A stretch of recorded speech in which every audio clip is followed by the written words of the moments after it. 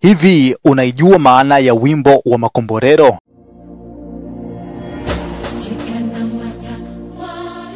Ambao umekuwa maarufu sana hasa katika nchi ambazo zipo kwenye harakati za kisiasa kama vile Tanzania, Kenya, Uganda na nyinginezo.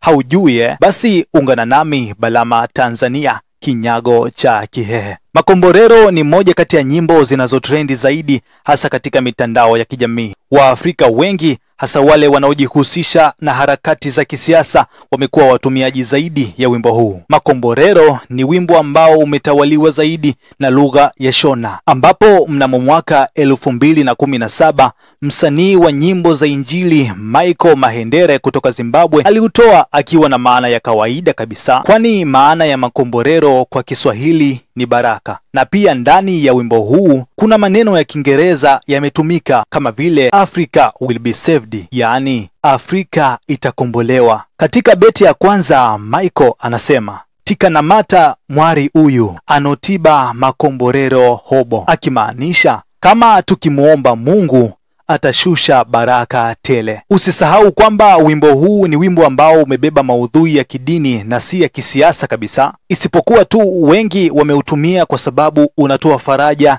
na baraka kwa bara la Afrika. Lakini pia wimbo unaochangamsha, kwani umetungwa kwa viimbo safi ambavyo vitakufanya uzidi kuusikiliza na kucheza. Na pia maudhui yake hayana maana mbaya kabisa na hayachagui dini, kabila wala jinsia. Hii ndio Makomborero kutoka nchini Zimbabwe, home of Mugabe. Niambie sababu iliyokufanya upende zaidi wimbo huu. Hii ni Mega Media Tanzania. Usisahau kusubscribe, kulike, lakini pia kucomment.